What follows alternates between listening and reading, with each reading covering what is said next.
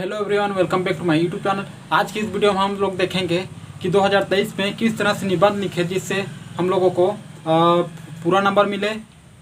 किस तरीक़ों को अपनाकर हम लोग एक निबंध लिख सकते हैं, किस तरीके से लिखेंगे जिससे चेकर हमको खुश होकर अच्छे से अच्छे मार्क्स दें, अच्छे से अच्छे नंबर दें, उसके बारे में आज हम लोग बात करेंगे। तो चलिए चलते हैं, इस वीडियो को आगे बढ़ाते हैं। तरीक़ों को लिख दिया हूँ मैं।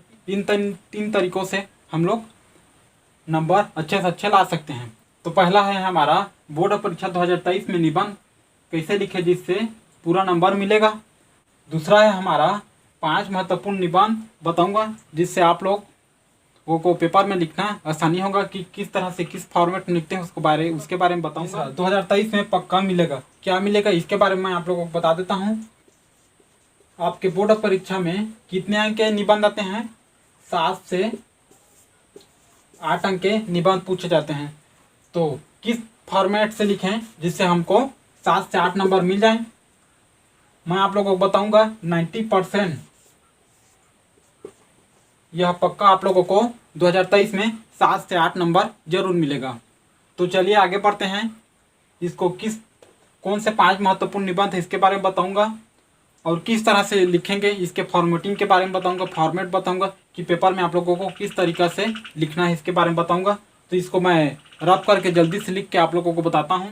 तो मैं 5 महत्वपूर्ण निबंध लिख दिया हूं। ये कौन कौन से देखते हैं। पहला है हमारा विद्यार्थी जीवन में अनुशासन, प्रदूषण एक समस्या तथा समाधान। तीसरा है हमारा समय का सदुपयोग जो अभी डेट में जरूरी है।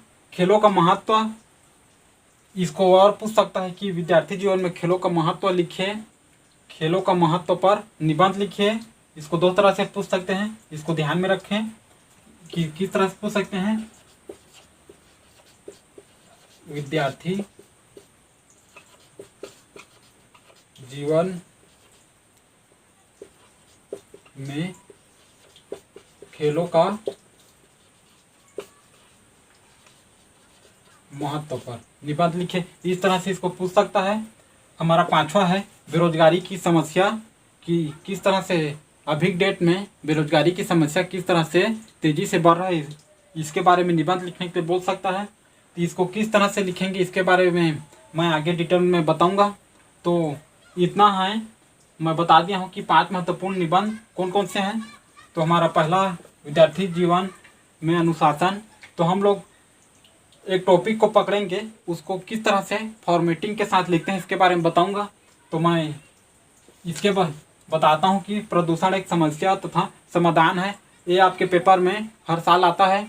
तो इसको मैं फॉर्मेटिंग में किस तरह से लिखते हैं, किस तरह से एक बोर्ड परीक्षा में लिखते हैं उत्तर पुस्तिका में, इसके बारे में मैं बताऊँगा। तो इसको लिखेंगे हम लोग। तो इस जगह लिखना है हमारा जिस भी प्रश्न का लिख रहे हैं उसका इस जगह लिख देना है। जैसे कि मैं प्रश्न क्रमांक 12 का लिख रहा हूँ तो उत्तर क्रमांक 12 लिख देना है, क्योंकि हम लोग प्रश्न 12 का उत्तर लिख रहे हैं, है ना। तो जिस भी नंबर में जो भी निबंध दिया है उसको इस तरह से लिखेंगे। जैसे पहला में दिया रहता है इस जगह तो पहले में लिखते हैं, दूसरा में दिया रहता तो इस जगह दूसरा तीसरा लिख देते हैं। ठीक, इतना बात क्लियर है। उसके बाद रूपरेखा इसके लिखेंगे, यह बहुत ज़रूरी है जिससे क्या है चेकर अच्छे से अच्छे खुश होकर नंबर देगा, उत्सुकता बढ़ी रहेगी। तो अच्छे अच्छे शब्दों का उपयोग करेंगे। तो इस जगह लिखना है हम लोगों को प्रस्तावना।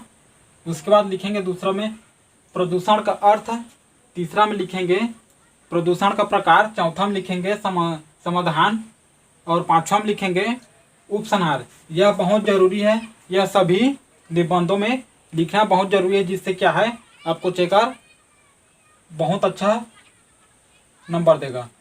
इधर का जैसे कि अर्थ नहीं लिखेंगे तब भी चल जाएगा, लेकिन इसको कभी मत भूलना, यह क्या है बहुत ज़रूरी है। उसके बाद लिखेंगे हेडिंग में लिखेंगे प्रस्तावना, पहला को लिखेंगे। उसके अंदर में हम लोग लिखेंगे क्या क्या लिखेंगे उसके अंदर में, जैसे कि आजकल प्रदूषण की समस्या बहुत तेज़ी से बढ़ रही है।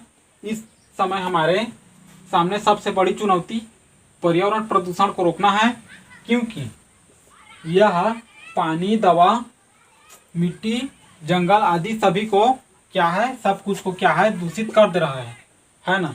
उसके बाद है, यदि हमने इस असंतुलन को दूर नहीं किया, यदि हमने इस असंतुलन को दूर नहीं किया तो मानव जीवन को बाह्य हो जाएगा, बाह्य कर देगा, है ना।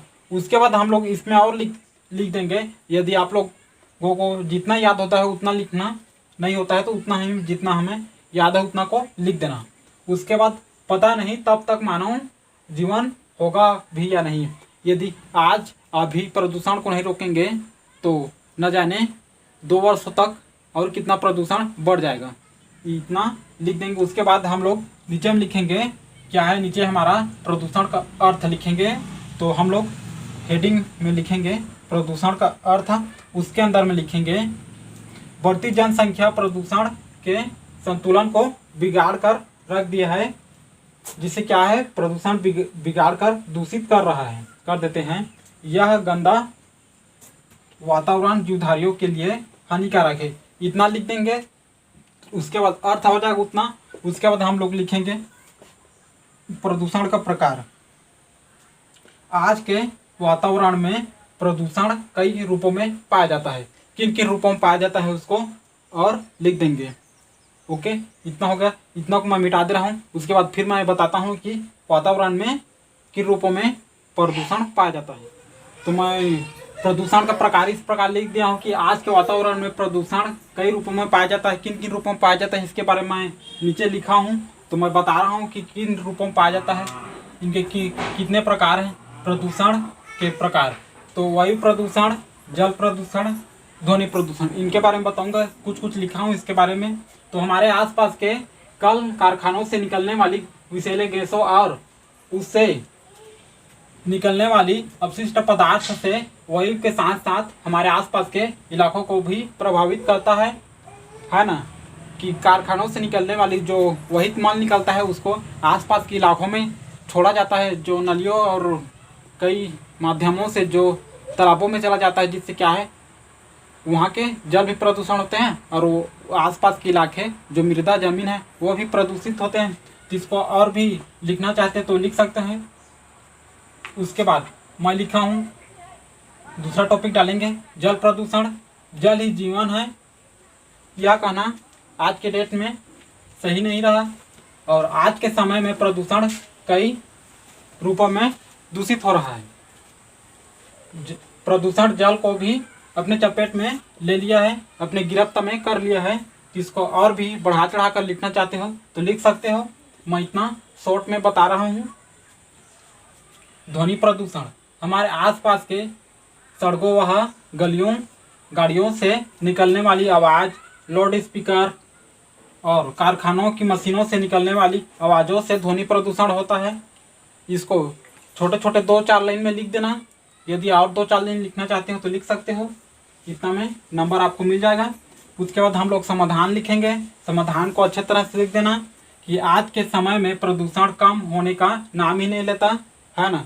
सही बात है कि आज के समय में प्रदूषण और तेज़ी से बढ़ते जा रहा है, जिससे क्या है, और भी तेज़ी से प्रदूषण हो रहा है। तो प्रदूषण को रोकने के लिए सरकार को उचित कदम उठाना चाहिए। उसके बाद हम लोग लिख देंगे, इसमें और भी ऐड करना चाहते हो 2-4 शब्द तो 2-4 लाइन और भी लिख सकते हो, कोई बात नहीं इसमें। उसके बाद हम लोग देखेंगे उपसंहार, यह लिखना बहुत ज़रूरी है ना। इससे क्या है, चेकर खुश होकर अच्छे से अच्छे नंबर देगा, उत्सुकता उसकी बनी रहेगी। आज के प्रदूषण के असंतुलन वातावरण में संतुलन करने के प्रति सरकार द्वारा कई मुहिम चलाया गया। इसको और नीचे में और 2-4 लिख सकते हो, जैसे कि हम लोग इसमें लिख देंगे कि कूड़ा करकट का पुनः निर्माण करके उपयोग करना चाहिए। कूड़ा करकट को एक डस्टबिन में डालना चाहिए। आसपास, इस जगह लिख देंगे आसपास के क्षेत्र को और इलाकों, इलाकों क्षेत्र यानी घर के आसपास को, इलाकों को मतलब शहर को, ठीक ना। इस तरह से इसको समझ सकते हैं, इलाकों को साफ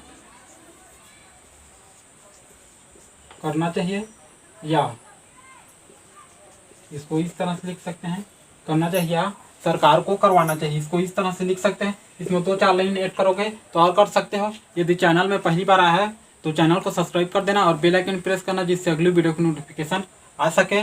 तो चलिए चलते हैं, इस वीडियो को एंड करते हैं। और यदि वीडियो पसंद आया है तो वीडियो को लाइक कर देना। फिर मिलते हैं अगली टॉपिक में।